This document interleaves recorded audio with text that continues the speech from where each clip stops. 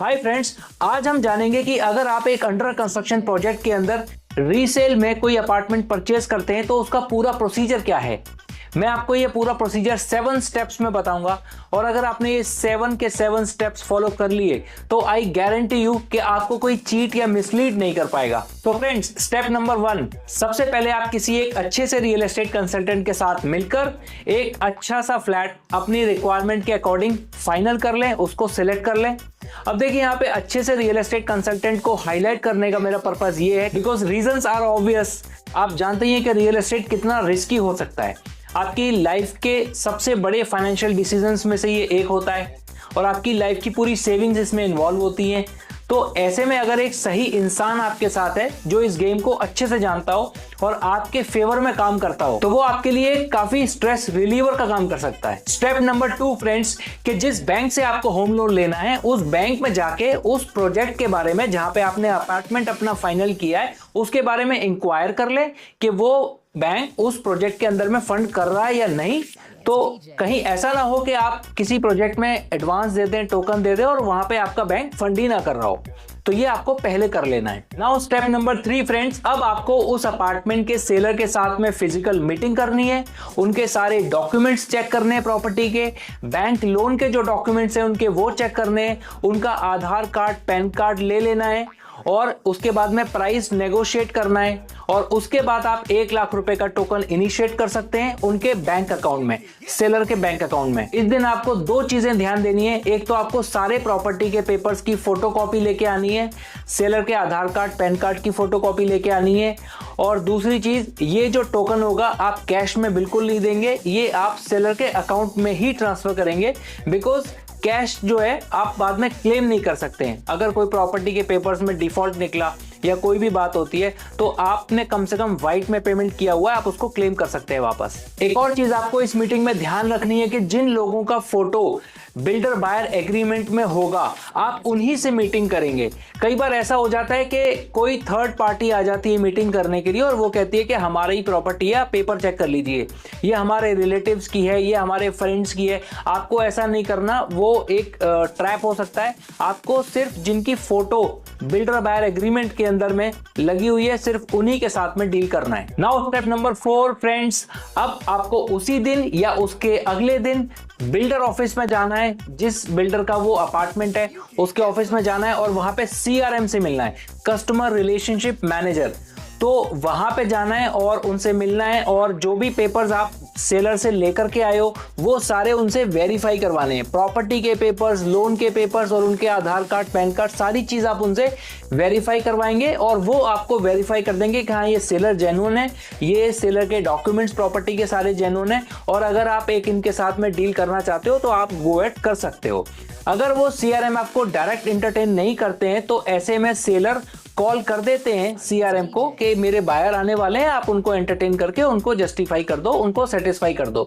और इस चीज में आपके जो कंसल्टेंट है वो आपकी हेल्प करते हैं, वो आपके साथ जाते हैं। सो फ्रेंड्स, स्टेप नंबर 5, जब आप बिल्डर ऑफिस से सेटिस्फाई होके वहां से जेन्युइनिटी उनकी जान के वापस आते हैं तो फिर आपको एक बार दोबारा सेलर के साथ में फिजिकल मीटिंग रखनी है और इस टाइम आपको एग्रीमेंट टू सेल साइन कराना है। वो आपके कंसल्टेंट ऑलरेडी बना करके लेके आएंगे और आपको 10% उनको पेमेंट करना होगा जो कि टोटल प्रॉपर्टी कॉस्ट होता है उसमें से माइनस जो आपने 1 लाख टोकन दिया था।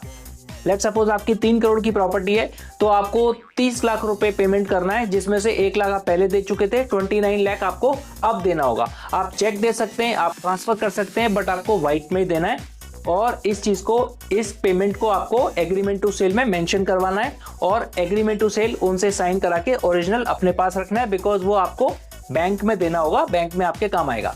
एक चीज आपको यहाँ पे ध्यान रखनी है कि जब आप एग्रीमेंट टू सेल साइन कराएंगे और उनको पेमेंट करेंगे तो साथ के साथ आपको सेलर को बोलना है कि वो बिल्डर ऑफिस में NOC के लिए अप्लाई कर दें।